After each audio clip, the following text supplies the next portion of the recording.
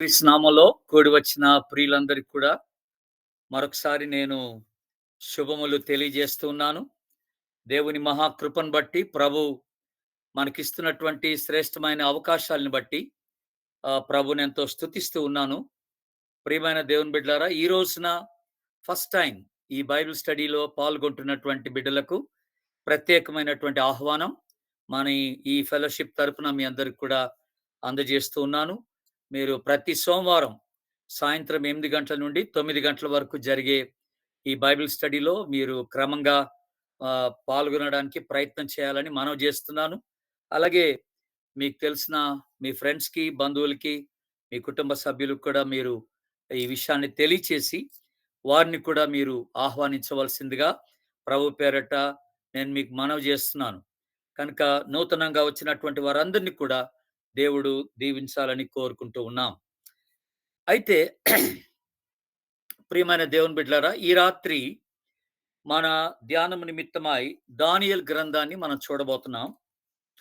పోయిన వారం మనము తీతు పత్రికను చూసాం.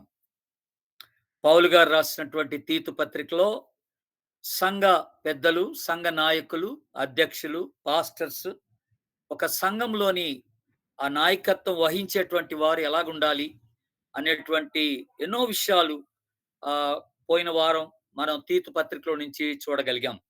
అందును బట్టి దేవునికి ఎంతో కృతజ్ఞత చెల్లిస్తూ ఉన్నాను. ఈ రోజున మనము దానియేలు గ్రంథాన్ని చూస్తాం. ఈ దానియేలు గ్రంథం మనకి బాగా బాగా పరిచయమైనటువంటి గ్రంథమే. ఎందుకంటే అనేక పర్యాయములు, అనేక మంది దైవజనులు ఈ గ్రంథంలో నుండి మనకి అనేక విషయాలు బోధిస్తూ వచ్చినటువంటి సందర్భాలు ఉన్నాయి. కనుక దాదాపుగా ఇక్కడ ఉన్నటువంటి వారందరూ కూడా దానియేలు గ్రంథాన్ని గురించినటువంటి కొంత అవగాహన కలిగినటువంటి వారుగా ఉన్నారని నేను రూఢిగా నమ్ముతూ ఉన్నాను. ఏదేమైనప్పటికీ మన విశ్లేషణ ఈ రోజున దానియేలు గ్రంథం నుండి చేయాల్సి ఉంటది గనుక ఓవరాల్ పిక్చర్ ఈ దానియేలు గ్రంథంలో ఉన్నటువంటి మూలమైన విషయాలు కొన్ని మీకు జ్ఞాపకం చేస్తాను ఈ రాత్రి వేళ. దేవుని బిడ్డలారా, మనము దానియేలు అనే మాట మనం ఆలోచన చేస్తున్నప్పుడు మనం గుర్తుపెట్టుకోవాల్సినటువంటి విషయం ఏంటంటే, అతడు దాదాపుగా ఒక 9 సంవత్సరాలు ముందు ఎవరికంటే యెహెజ్కేలు కంటే ముందు బబులోనుకు వచ్చినటువంటి వాడు దానియేలు. యెహెజ్కేలు కన్నా ముందుగా ఒక 9 సంవత్సరాలు ముందుగా ఆయన బబులోనికి తీసుకొని రాబడ్డాడు. ఈ బబులోనికి చెరగా తీసుకొని రాబడ్డాడు. అప్పుడు అతని వయసు 15 సంవత్సరాలు. దానియేలు బబులోను చెరకొచ్చినప్పుడు తన వయసు 15 సంవత్సరాలు అన్నమాట. ఆయన నెబుకద్నెజర్ కింద, ఆ పర్షియా రాజు కింద ఆయన పనిచేసినట్టుగా, ఆయన ఉన్నట్టుగా మనకి ఈ పుస్తకం చదవగా మనకి తెలియచేయబడతా ఉంటది. అయితే తానున్న ప్లేస్ నుండి ఈ బబులోనికి రావడానికి దాదాపుగా 900 మైళ్ళ దూరం.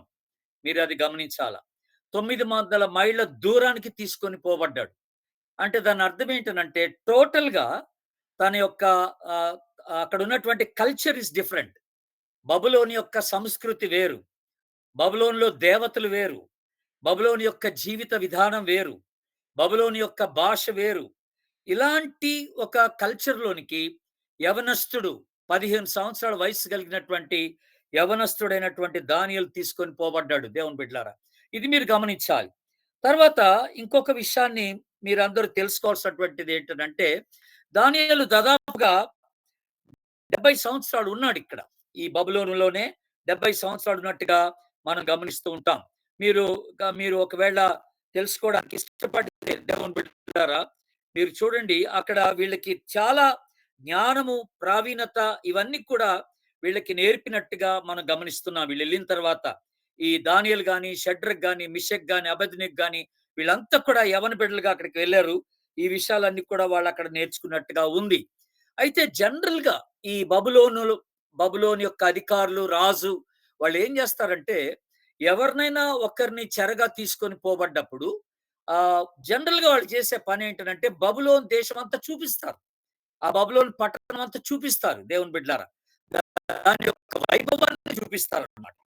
ఎందుకు చూపిస్తారు అనంటే, అది చూసిన తర్వాత ఎవడు కూడా మేము వెనక్కెళ్ళిపోతామని చెప్పరన్నమాట. అదనమాట. అందుకని చూపిస్తారు. ఇప్పుడు ఫర్ ఎగ్జాంపుల్ మీరు ఒకసారి బెంగుళూరు రండి మీరందరూ ఖమ్మం నుండి గాని, మీ ప్రాంతాల నుండి గాని, మీరు బెంగుళూరు వచ్చి ఒక నెల రోజులుంటే మళ్ళీ వెళ్ళబుద్ధి కాదు మీకు.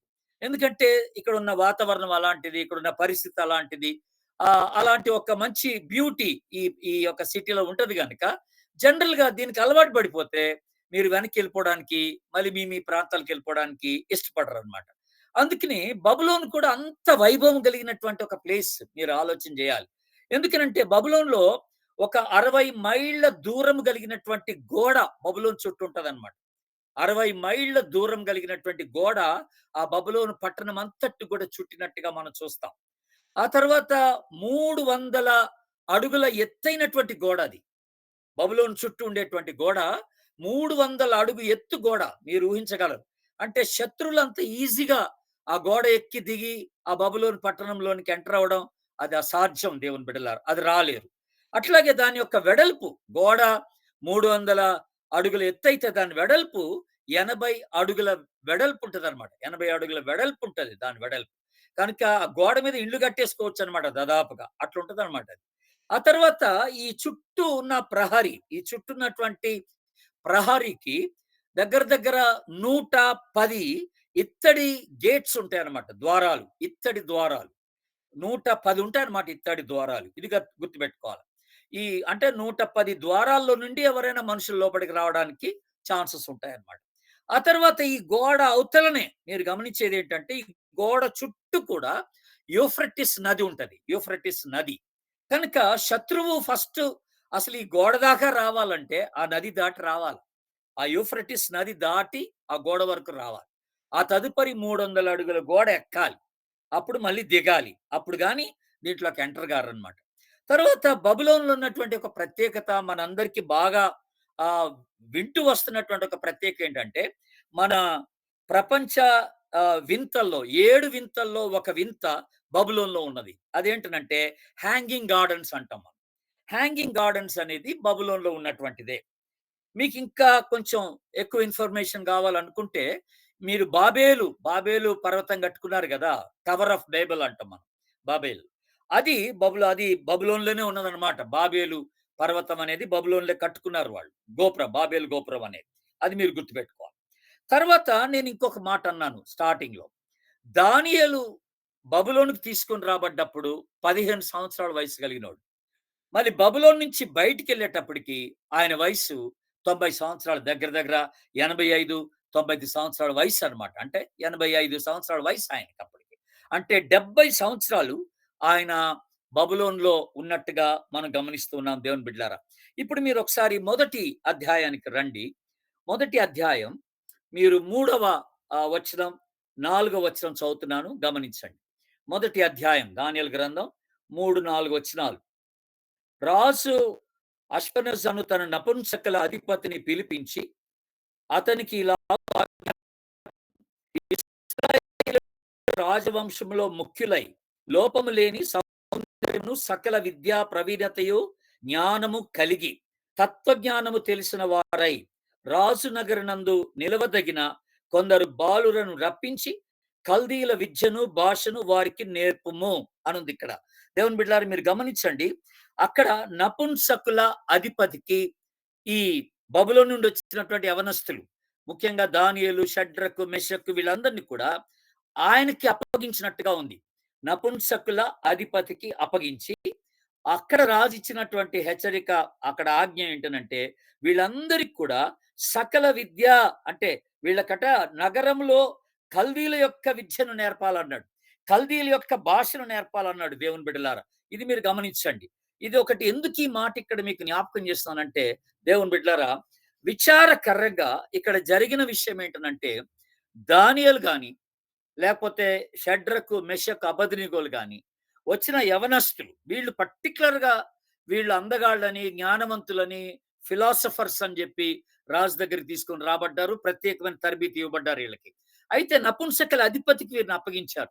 ఎందుకు నపుంసకుల అధిపతికి అప్పగించారంటే, వీళ్ళని బబులోన్‌లో జాగ్రత్త వినండి నపుంసకులుగా చేసేసారన్నమాట. దానియేలుని, ఆయన ఫ్రెండ్స్‌ని బబులోన్‌లో నపుంసకులుగా చేసేసారు. ఇది సాధ్యమేనా? చేయడం సాధ్యమేనా? సాధ్యమే. ఫర్ ఎగ్జాంపుల్ మీకు ఒక 2 ఉదాహరణలు ఇస్తాను. అంటే 2 రెఫరెన్సెస్ చూపిస్తాను. ఆ తదుపరి ఎందుకు చేశారో కూడా చెప్తాను. ఎందుకు వీళ్ళని నపుంసకులుగా చేయవలసి వచ్చిందో కూడా మీకు జ్ఞాపకం చేస్తాను. మీరొకసారి రాజుల 2వ గ్రంథం తీయండి దయచేసి.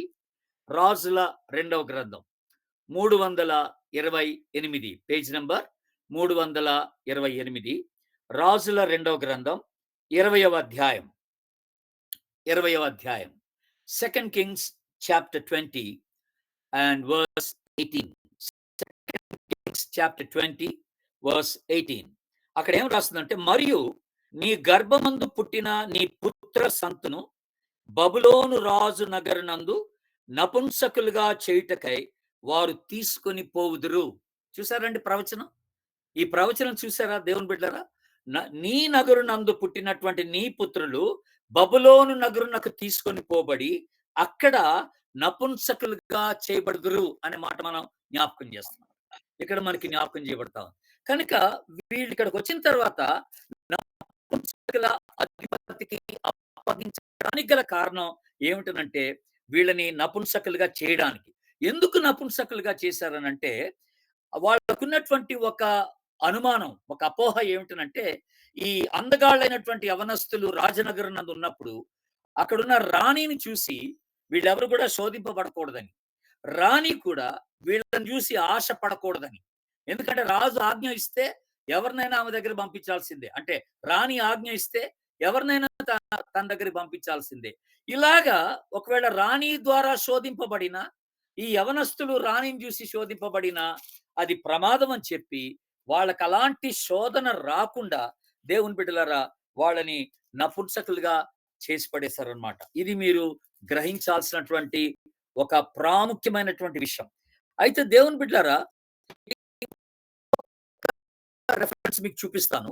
మీరు చూడండి. మత్తయి సువార్త 19వ అధ్యాయంకి రండి ఇప్పుడు దయచేసి. మత్తయి సువార్త 19వ అధ్యాయం. Matthew chapter 19. అక్కడ 12వ వచనాన్ని చూద్దాం ఒకసారి. 12వ వచనాన్ని మీరు గమనించండి. 12వ వచనం. తల్లి గర్భము నుండి నపుంసకులు పుట్టిన వారు గలరు. మనుషుల వలన నపుంసకులుగా చేయబడిన నపుంసకులను గలరు. పరలోక రాజ్య నిమిత్తమై తమను తామే నపుంసకులుగా చేసుకొనిన నపుంసకులు కలరు అని అన్నాడు. చూసారా? 3 రకాలైన నపుంసకుల గురించి బైబిల్ చెప్తా ఉంది. ఏటనంట, తల్లి గర్భం నుండి బై బర్త్, పుట్టుక నుండే నపుంసకులుగా పుట్టిన వాళ్ళు కొంతమంది ఉంటారట. కొంతమంది మనుషుల ద్వారా నపుంసకులుగా చేయబడిన వాళ్ళు ఉంటారట. ఆ తర్వాత కొంతమంది దేవుని పని నిమిత్తమై దేవుని పని నిమిత్తమై వివాహం ఏమి చేసుకోకుండా నపుంసకులుగా తాము దేవునికి అర్పించుకునే వాళ్ళు ఉంటారట. కనుక 3 రకాలైన ప్రజలు. ఇక్కడ దానియేలు విషయానికొస్తే, మనం ఆ ఫ్రెండ్స్ విషయానికొస్తే, వాళ్ళక్కడ నపుంసకులుగా చేయబడ్డారని మనకి చరిత్ర జ్ఞాపకం చేస్తా ఉంది దేవుని బిడ్డలారా. అయితే విషయాన్ని గమనించండి. ఏటి మా మా యొక్క ఆ యొక్క అంటే మ్యాన్‌హుడ్, ఆ యొక్క పురుషత్వం మా నుండి తీసి మమ్మల్ని నపుంసకులుగా చేసిన మా యొక్క సమర్పణ, మా కమిట్మెంట్, మా విలువలు, మా నియమాలు, దేవుని కొరకు మాకున్నటువంటి దేవుని ఎడల మాకున్న విశ్వాసం ఎప్పటికీ పోదని దానియేలు తన ఫ్రెండ్స్ నిరూపించుకున్నారు దేవుని బిడ్డారా. That is the beauty of these young boys. ఈ యవనస్తులో ఉన్నటువంటి గొప్పతనం ఏంటనంటే, ఏటి మాకు ఈ త్యాగం జరిగితే ఏటి, మాకు ఈ నష్టం జరిగితే ఏటి, మమ్మల్ని ఇలాగ తయారు చేస్తే ఏటి, మేము ఈ బబులోను యొక్క వైభవానికి లోనయ్యే వాళ్ళం కాదు, ప్లస్ బబులోనులో ఉండి దేవుని యందు విశ్వాసాన్ని కోల్పోయేటువంటి వాళ్ళం కాదని వాళ్ళు నిరూపించినట్టుగా మనం చూస్తున్నాం దేవుని బిడ్డారా. కనుక పర్టికులర్ గా దానియేలు గురించి మనం ఆలోచన చేసినట్లయితే దేవుని బిడ్డారా, he was a man of principles. ఆయన కొన్ని గొప్ప మరి క్రైస్తవ నియమాలు కలిగినటువంటి, క్రైస్తవ విలువలు కలిగినటువంటి వ్యక్తిగా దానియేలు మనం చూస్తున్నాం. అలాగే గొప్ప విశ్వాసిగా దానియేలు చూస్తున్నాం. విధేయత కలిగినటువంటి వ్యక్తిగా దానియేలు చూస్తున్నాం. నమ్మకమైనటువంటి వాడుగా దానియేలుని చూస్తున్నాం దేవుని బిడ్డలారా. ఇది మీరు గమనించాల్సినటువంటి ఒక విషయంగా నేను మీకు ప్రారంభంలో మీకు జ్ఞాపకం చేస్తూ వస్తున్నాను దేవుని బిడ్డలారా. ఆ తర్వాత మీరు ఇంకొక, మీ అందరికి తెలిసిందే, ఇక్కడ మనకి ఫస్ట్ చాప్టర్ లోనే దాని గురించి ఉంది. వీళ్ళు ఎప్పుడైతే బబులోనుకి వెళ్ళారో వీళ్ళ పేర్లు మార్చారు. మీరు గమనించండి, వీళ్ళ పేర్లు మార్చారు. యాక్చువల్‌గా ఈ దానియేలు అనే పేరు మనం గమనించినట్లయితే దేవుని బిడ్డారా, మీరు చూడండి మొదటి అధ్యాయంలోనే ఆహ్, 6 వచనం. యూదులలో నుండి దానియేలు, హనన్య, మిషాయేలు, అజర్య అనువారు వీరిలో ఉండిరి. దానియేలొకడు, హనన్య అది అనేది షడ్రక్ అని పేరు పెట్టారు హనన్యాకి. మిషాయేల్ అన్న వ్యక్తికి మెషక్ అని పేరు పెట్టారు. అజర్యా అన్నటువంటి వ్యక్తికి అబేద్నెగో అని పేరు పెట్టారు. దానియేలు పేరేమో బెల్షజర్ అనే మాట దానియేలుకి ఇవ్వబడినటువంటి పేరు.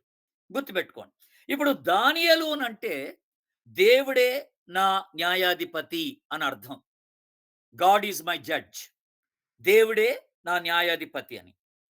హనన్య అంటే దేవుడు కృప కలిగిన వాడు. ప్రభువు కృప కలిగిన వాడు. ద లార్డ్ ఈస్ గ్రేషియస్ అని అంటాం. The lord is gracious. ప్రభువు కృప కలిగిన వాడు అని. మిషాయేల్ అనంటే ఈ దేవుని వంటి వాడు లేడు అని. దేవుని వంటి వాడు లేడు. Who is like unto God అనే మాట. అజర్యా అంటే అర్థం ఏంటనంటే ద లార్డ్ హెల్ప్స్. ప్రభు సహాయపడును అనే మాట. ప్రభు సహాయపడును. అజరయ అంటే దాని అర్థం అదనమాట. ఇప్పుడు దానియేలుకేమో దేవుడే నా న్యాయాధిపతి, తీర్పరి అని పేరు. హనన్యాకేమో ప్రభు కృప కలిగిన వాడు. మిషాయేల్ అంటే అర్థం ఏంటనంటే ఆహ్, ఇలాంటి దేవుడు లేడు అని. ఇలాంటి దేవుడి వంటి వాడు లేడు అని. అజర్యాకి అర్థం ఏంటనంటే ప్రభువు సహాయపడునటువంటి మాట. ఇప్పుడు విషయం ఏంటంటే వీళ్ళకి పేర్లు మార్చారన్నాను. బెల్షజర్ అని పెట్టారు దానియేలుకి. బెల్షజర్ అనంటే బబులోనులో ఉన్నటువంటి అనేక దేవతల్లో ఒక దేవత పేరేంటంటే బెల్ దేవత. ఆ దేవత పేరు పెట్టారన్నమాట దానియేలుకి బెల్షజర్ అని. బెల్ అన్నటువంటి ఒక దేవత పేరది. అట్లాగే షడ్రక్ అనే మాట మనం గమనించినట్లయితే అది సూర్య దేవత పేరన్నమాట. వాళ్ళ బబులోన్‌లో. సూర్య దేవత పేరది. షడ్రక్ అనే మాట. అలాగే మెషక్ అన్నటువంటి పేరు ఎందుకు పెట్టారంటే అక్కు మిషక్ అని ఉంది చూసారా? అక్కు అనే దేవత పేరన్నమాట అది యాక్చువల్‌గా. ఆ అక్కు అనే దేవత పేరులో నుండి మెషక్ అనే మాట వచ్చిందన్నమాట అది. అది బబులోను యొక్క దేవత పేరే గుర్తుపెట్టుకోవాల్సినటువంటి పేరు. అలాగే అబేద్నెగో అని అన్నారు. అంటే నెబో అన్నటువంటి దేవతకు దాసుడు అని అర్థం అన్నమాట. అబేద్నెగో అనంటే నెబో అన్నటువంటి దేవతకు దాసుడు అని పేరు పెట్టారన్నమాట. కనుక వీళ్ళు పేర్లు మార్చారు. అంటే ఇక్కడ మనం గమనిస్తుంది ఏంటంటే గుర్తింపు మార్పిడి జరిగింది. వీళ్ళ గుర్తింపు యొక్క మార్పిడి జరిగింది. కానీ ఇప్పుడు చూడండి వీళ్ళు మార్చుకోలేదు ఆ పేర్లు. వాళ్ళు మార్చారు ఆ పేర్లు. డానియేల్ ఒక్కటే క్రైస్తవ పేరు. షడ్రకు క్రైస్తవ పేరు గాదు. మెషక్కు క్రైస్తవ పేరు గాదు. అజరయ క్రైస్తవ పేరు గాదు. దేవుని బిడ్డలారా గమనించండి మీరు. కనుక అంటే అబేద్నెగో క్రైస్తవ పేరు గాదు. గమనించాలి మీరు. కనుక షడ్రకు, మెషక్కు, అబేద్నెగో ఇవన్నీ కూడా బబులోను దేవతల పేర్లన్నమాట ఇవి. మనమేమో క్రైస్తవ పేర్లు అనుకుని ఆ పేర్లు మనం పెట్టేసుకున్నాం. దానియేల్ ఒక్కటే మన మన పేరన్నమాట అది. ఇశ్రాయేల్‌లో ఉన్నటువంటి పేరది. గుర్తుపెట్టుకోవాల్సినటువంటి మాట అది మీరు దేవుని బిడ్డలారా. కనుక ఈ రీతిగా అక్కడికెళ్ళిన తర్వాత వాళ్ళ గుర్తింపు ఆల్టర్ అయిపోయింది. ద ఐడెంటిటీ ఈజ్ ఆల్టర్డ్ అనే మాట మనం జ్ఞాపకం చేసుకుంటున్నాం. వాళ్ళ యొక్క ఆ పురుషత్వం అనేది లేకపోతే ఆ మ్యాన్‌హుడ్ అనేది తీసి పడేశారు. నపుంసకులుగా తయారు చేసి పడేశారు. ఇక్కడ పేర్లు మార్చి పడేశారు రెండోదిగా. ఇక ఆ తర్వాత ఈ గ్రంథాన్ని మనం చదువుతున్నప్పుడు దేవుని బిడ్డారా ఒక 6 విషయాలు ప్రాముఖ్యమైనటువంటి 6 విషయాలు, ముఖ్య సంగతులు, మూలమైన విషయాలు 6 విషయాలున్నాయి. ఆ 6 విషయాలు మీకు జ్ఞాపకం చేస్తాను. జాగ్రత్త రాసుకోండి. ఇక్కడ మూలవాక్యం మొట్టమొదటిగా మూలవాక్యాలు ఒక 2 ఉన్నాయి. మీరు రాసుకోండి దయచేసి.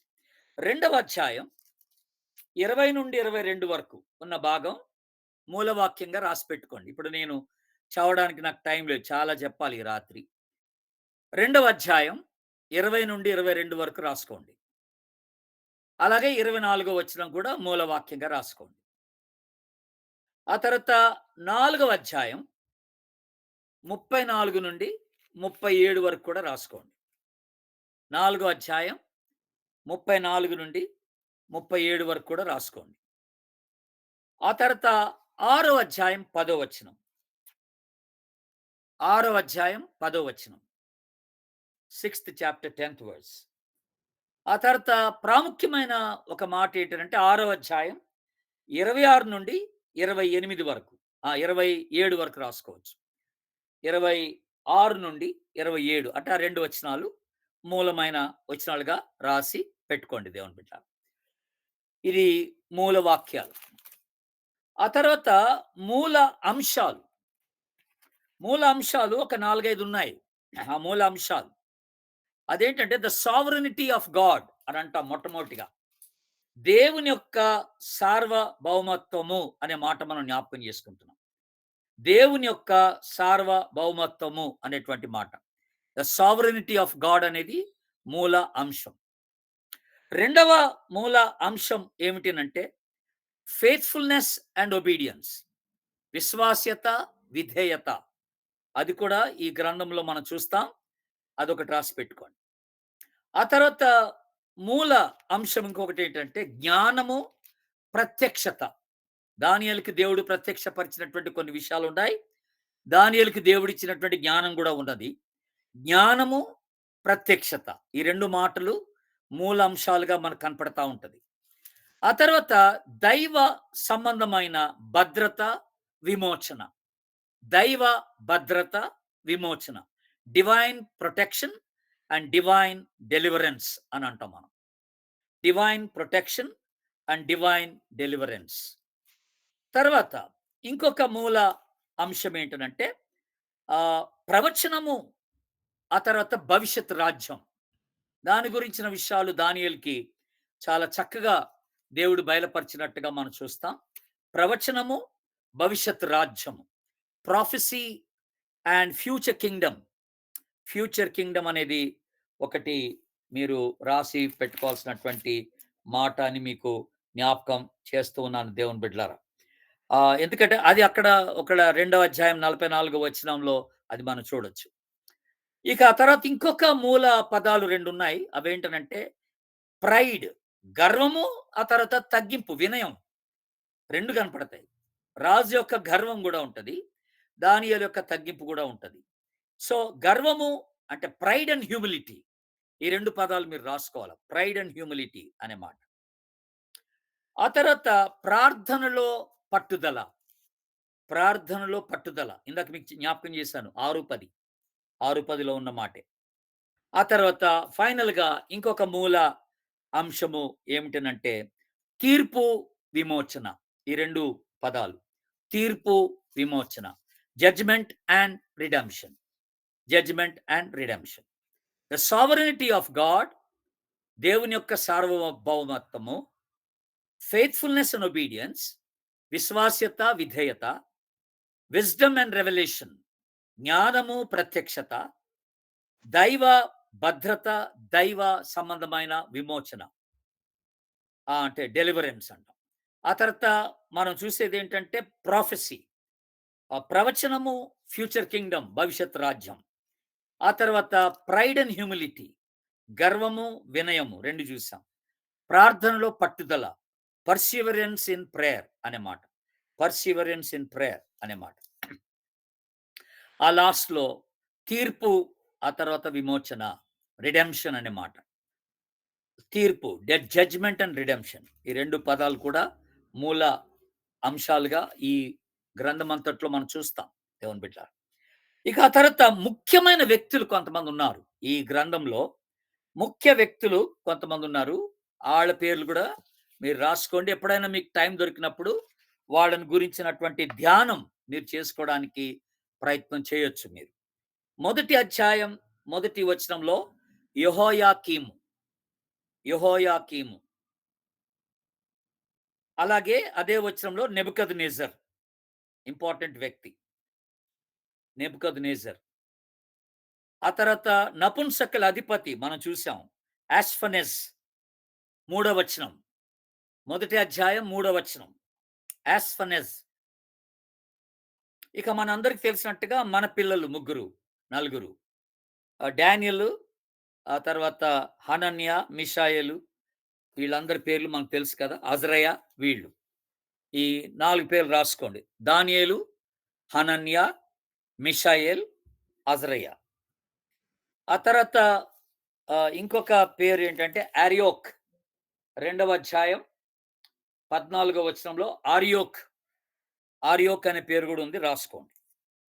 రెండో అధ్యాయం 14లో. ఐదో అధ్యాయం మొదటి వచనంలో బెల్షజర్. ఈ బెల్షజర్ అనే అతను బబులోనికి చివరి రాజు అన్నమాట. బబులోనికి చివరి రాజు బెల్షజర్. ఆ తర్వాత ఐదవ అధ్యాయంలోనే 31వ వచనంలో దర్యావేషు, డేరియస్ అని అంటాం మనం. దర్యావేషు అది కూడా ఒక ఇంపార్టెంట్ రాజే. ఆయన కూడా దర్యావేషు. మాదీయుడు అని ఉంది అక్కడ. మెడే అని అంటారు ఇంగ్లీష్‌లో. ఇతడు బబులోను పడిపోయిన తర్వాత ఇతడు రాజుగా వచ్చాడన్నమాట. బబులోను అంటే నాశనం అయిన తర్వాత రాజయ్యాడనుకోండి.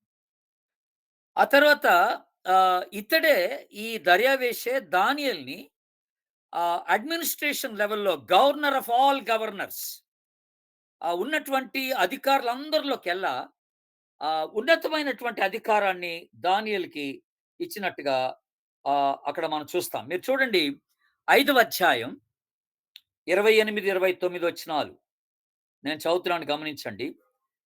బెల్షస్సరు ఆజ్ఞ ఇయ్యగా వారు దానియేలునకు ఊదా రంగు వస్త్రం తొడిగించి అతని మెడను బంగారపు హారం వేసి ప్రభుత్వము చేయుటలో అతడు మూడవ అధికారినిగా చాటించిరి అనుంది. ఇది గమనించాలి మీరు. మూడవ అధికారిగా చాటించిరి. అంతేకాదండి, అక్కడ మీరు 6వ అధ్యాయం మీరు గమనించినట్లయితే మొదటి వచనం, తన రాజ్యం అంతటి పైన అధిపతులుగా ఉండుటకై 120 అధిపతులను నియమించుటకు దర్యావేషునకు ఇష్టమాయను. విషయం ఏంటనంటే ఈ 120 మంది అధిపతులకు దానియేలే హెడ్ అన్నమాట. దానియేలుని హెడ్‌గా చేశారు. దానియేలు, వీళ్ళ ముగ్గురిలో దానియేలు ముఖ్యుడు. కనుక వీళ్ళందరి పైన అధికారము దానియేలుకి ఇచ్చినట్టుగా 6వ అధ్యాయం 2వ వచనంలో కూడా మనం చూస్తాం దేవుని బిడ్డలారా. కనుక దర్యావేషు ఒక ప్రాముఖ్యమైనటువంటి క్యారెక్టర్‌గా మీరు రాసుకోవాలి. ఒక వ్యక్తిగా రాసుకోవాలి. ఆ తర్వాత 6వ అధ్యాయం మీరు చూసినట్లయితే 28వ వచనం, కోరెషు, సైరస్ అనే మాట. ఇతడు బబులోన్ని ఆక్రమించుకున్నటువంటి పర్షియా రాజు అన్నమాట. కోరెష్ పారసీకుడగు అని ఉంది సార్. పర్షియా అంటారు దాన్ని. పారసీక రాజు అంటే పర్షియన్ కింగ్ అన్నమాట ఆయన. సో ఇతడి పేరు కోరెష్. అతని పేరు కూడా మీరు రాసుకోవాలి. ఇతడు ఉన్న టైంలోనే, అంటే కోరెష్ టైంలోనే ఇక్కడ ఉన్నటువంటి యూదుల్ని యెరూషలేం పంపించాడు కోరెష్. ఏది, ఆ పడిపోయినటువంటి యెరూషలేము గోడల్ని కట్టడానికి, మందిరాన్ని కట్టడానికి తిరిగి పంపించాడన్నమాట. అక్కడి నుంచి పంపించాడు. ఆ పడిపోయినటువంటి మందిరాన్ని, ఆ దేవాలయాన్ని కట్టడానికి ఈ కోరెష్ రాజు హెల్ప్ చేస్తాడన్నమాట. వీళ్ళందరినీ పంపించినట్టుగా మనం చూస్తాం దేవుని బిడ్డలారా. కనుక కోరెష్ అనేటువంటి క్యారెక్టర్ కూడా వెరీ ఇంపార్టెంట్ క్యారెక్టర్‌గా మీరు రాసుకోవాలా దేవుని బిడ్డలారా. ఇప్పుడు మీకు చాలా క్యారెక్టర్స్ వచ్చినట్టున్నాయి. ఒకటి అంటే యెహోయాకీము, నెబుకద్నెజరు, అష్ఫనజ్, దానియేలు, హనన్యా, ఆ తర్వాత మిషాయేలు, అజ్రయా, ఆ తర్వాత ఆర్యోక్, ఆ తర్వాత బెల్షజరు, తర్వాత దర్యావేషు, కోరేషు, వీళ్ళంతా కూడా వెరీ వెరీ ఇంపార్టెంట్ ముఖ్యులైనటువంటి మనుషులు ఈ గ్రంథం అంతటిలో, ముఖ్యులైనటువంటి వారు. ఆ తర్వాత కొన్ని ముఖ్య స్థలాలు ఉన్నాయి ఈ గ్రంథంలో, మనకి వివరించబడిన కొన్ని ముఖ్య స్థలాలు. ఏటి ముఖ్య స్థలాలు అంటే బబులోను ఒకటి, మొదటి అధ్యాయం మొదటి వచనం. ఆ తర్వాత మొదటి అధ్యాయం 2వ వచనంకి వచ్చే లోపల షీనార్, షీనార్ అనేటువంటి ప్లేస్ కూడా మనకు కనపడుతుంది అక్కడ. షీనారు దేశము అని ఉంది అక్కడ. అలాగే మొదటి అధ్యాయం మొదటి వచనంలో యెరూషలేం అనే మాట కూడా మనకుంది. అది కూడా రాసుకోవచ్చు. యెరూషలేం ముఖ్య స్థలాలు. మూడో అధ్యాయం మొదటి వచనంలో, మూడో అధ్యాయం మొదటి వచనంలో దూరా అని మైదానం అని ఉంది అక్కడ. ఎందుకంటే అది ప్రతిమను నిలబెట్టినటువంటి స్థలం అది. దూరా అను మైదానం, ద ప్లెయిన్ ఆఫ్ దూరా అంటారు దాన్ని. ఆ తర్వాత 4వ అధ్యాయం 4వ వచనాన్ని మీరు గమనిస్తే అక్కడ ఏముందంటే, నెబుకద్నెజరను నేను నా ఇంట విశ్రాంతియు నా నగరమందు క్షేమమును గలవాడనై ఉండి అనుంది. నా ఇంట అని అన్నప్పుడు అక్కడ మీరు రాసుకోవాల్సింది ఏంటంటే రాజనగరు అని. రాజాస్థానం. రాజనగర్ అనే దానికన్నా రాజాస్థానం. ద ప్యాలెస్ అనే మాట. ప్యాలెస్ అనేది కూడా ఒక ప్రాముఖ్యమైన స్థలంగా మీరు రాసిపెట్టుకోవాలి. తర్వాత 8దో అధ్యాయం 2వ వచనంలో మీరు గమనించినట్లయితే అక్కడ ఎలామను నది, ఎలామను నది అనుంటది. అది కూడా ఒక ప్రాముఖ్యమైనటువంటి స్థలంలో ఒకటిగా మీరు రాసిపెట్టుకోవాలి. ఆ తర్వాత 8దో అధ్యాయం 2వది మీరు గమనించినట్లయితే అక్కడ నది ప్రక్కన ఉన్నట్టు నాకు అంటే ఊలై నది అని ఒకటుంది. ఎలాము నది అని 2 ఉన్నాయి. ఈ 2 నదులు మీరు అక్కడ రాసిపెట్టుకోవాలి. ఎలామను ప్రదేశము, ఆ తర్వాత ఊలై అనే నది. అది గ్రేట్ సీ అంటారు. ఊలై అని అంటే గ్రేట్ నది అన్నమాట. గొప్ప నది అది.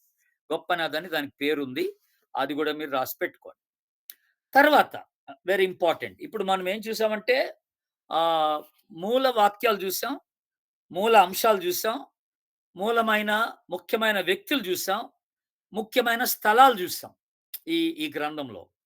ఆ తర్వాత ఈ గ్రంథంలో ముఖ్య సంఘటనలు కొన్నున్నాయి. ముఖ్య సంఘటనలు.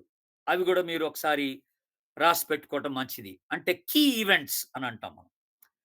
కీ ప్లేసెస్ అయిపోయినాయి. మనం చూసుకున్నట్టుగా కీ పీపుల్ అయిపోయారు.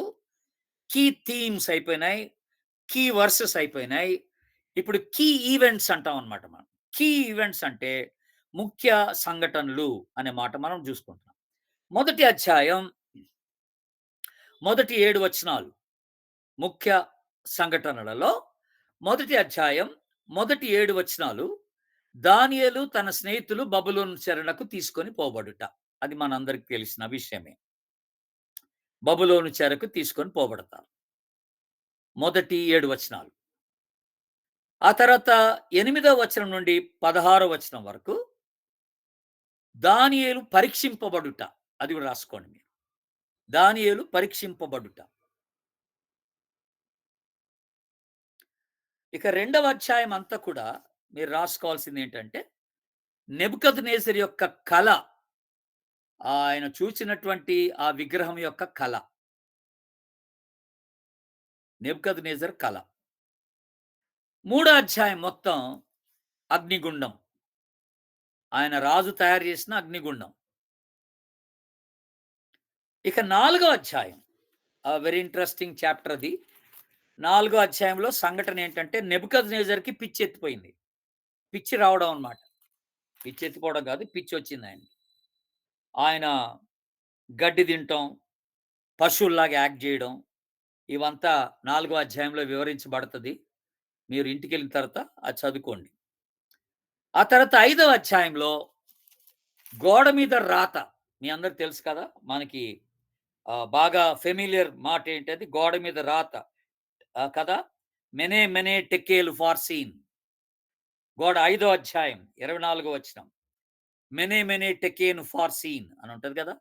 సో, 5వ అధ్యాయం అంతా అలా రాసి పెట్టుకోండి. గోడ మీద రాత అని పెట్టుకోండి. ఆ తర్వాత 6వ అధ్యాయం దానియేలు సింహపు బోన్‌లో. దానియేలు సింహపు బోన్‌లో. అది రాసి పెట్టుకోండి అలాగా. తర్వాత 9దో అధ్యాయం. 9దో అధ్యాయం ముఖ్య సంఘటనలో ఇదొక సంఘటన. మనం గుర్తుపెట్టుకోవాల్సిన సంఘటన ఏంటనంటే 4వ వచనం నుండి 9దో అధ్యాయం 19వ వచనం వరకు 19థ్ వర్స్. అప్ టు 19థ్ వర్స్. Ninth chapter 4-19. ఒక సుదీర్ఘమైనటువంటి ప్రార్థన దానియేలు చేస్తాడు. That's a very long prayer. సుదీర్ఘమైన ప్రార్థన చేస్తాడు. అది ఒక మంచి విషయం. అది కూడా స్టడీ చేయొచ్చు మీరు. పెట్టుకోండి దయచేసి. ఆ తర్వాత 12వ అధ్యాయంకి రండి. 12వ అధ్యాయం మొదటి 13 వచనాలు. మొదటి 13 వచనాలు అంటే ఇక మొదటి 13 వచనాలంటే మొత్తం అదే. 12వ అధ్యాయం అంతా అని. ఆ 12వ అధ్యాయం అంతా కూడా ఆహ్, చివరి గడియలు. అంటే అంతము వరకొచ్చిన తర్వాత దేవుని ప్రజల యొక్క విమోచన. The ultimate deliverance of God's people అని అంటాం. ఇది ముగింపు. ముగింపులో the ultimate deliverance of God's people. దేవుని ప్రజల యొక్క విమోచన అని రాసుకోవాలి మీరు. నువ్వు ఆ గ్రంథమును ముద్రించుమంటాడు. 12వ అధ్యాయంలో కూడా వాటిని సీల్ చేసి పెట్టమంటాడు దానియేలుతో దేవుని బిడ్డలారా. 4వ వచనంలో ఈ మాటలను మరుగు చేసి అంత్యకాలము వరకు, అంత్యకాలం అనే మాట మీరు రాసుకోవాల్సిన మాట. The time of the end అని. అంత్యకాలం వరకు ఈ గ్రంథమును ముద్రింపుము అని అన్నాడు. అది కూడా ఒక మంచి మాటే. ముఖ్య ఈవెంట్ అది. అదొక సంఘటన. మీరు రాసి పెట్టుకోవాల్సిన సంఘటన దేవుని బిడ్డలారా. ఇక ఆ తర్వాత ముఖ్య ప్రవచనాలు కొన్నున్నాయి ఈ గ్రంథంలో.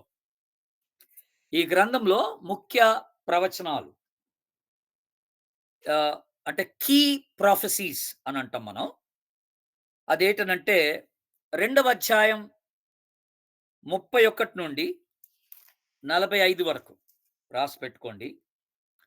2వ అధ్యాయం 31 నుండి అంటే 45 దాకా లేదులే గానీ సారీ 45 దాకా పెట్టుకోండి. 2వ అధ్యాయం 31 నుండి 45వ వచనం వరకు కూడా ఉన్న భాగాన్ని పెట్టుకోండి. అక్కడ నెబుకద్నెజర్‌కొచ్చినటువంటి కల మనం చూస్తున్నాం. ఆ విగ్రహాన్ని చూసాడాయన. బంగారంతో తయారు చేయబడింది. బంగారము బబులోనికి సూచన. వెండి, సిల్వర్ ఆహ్, మీడో పర్షియన్ అని అంటాం.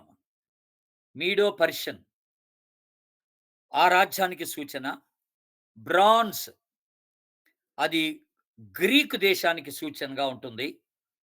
మీరు గుర్తుపెట్టుకుంటే దేవుని బిడ్డలారా. ఇత్తడి. ఆ తర్వాత ఇనుము, ఐరన్, రోమా సామ్రాజ్యానికి సూచనగా ఉంటుందన్నమాట. కనుక ఇక్కడ 4 రకాలైనటువంటి ఈ కెమికల్స్ అంటే ఈ లోహాలు వాడబడ్డాయి. బంగారము బబులోనికి సూచన. వెండి మీడో పర్షియన్ రాజ్యానికి సూచనగా ఉంటుంది. ఆ తర్వాత బ్రాన్స్ ఇత్తడి మీరు చూసినట్లయితే అది గ్రీకు సామ్రాజ్యానికి సూచనగా ఉంటుంది. ఆ తర్వాత ఇనుము అనేది రోమా సామ్రాజ్యానికి సూచనగా ఉంటుందన్నమాట. తర్వాత ఈ ఇనుము తర్వాత మట్టి ఈ 2 కలగొల్పుగా ఉన్నట్టుగా చూస్తాం. కాకపోతే ఏంటంటే అది డివైడెడ్ కింగ్డమ్ విభజింపబడినటువంటి రాజ్యానికి సూచన అన్నమాట.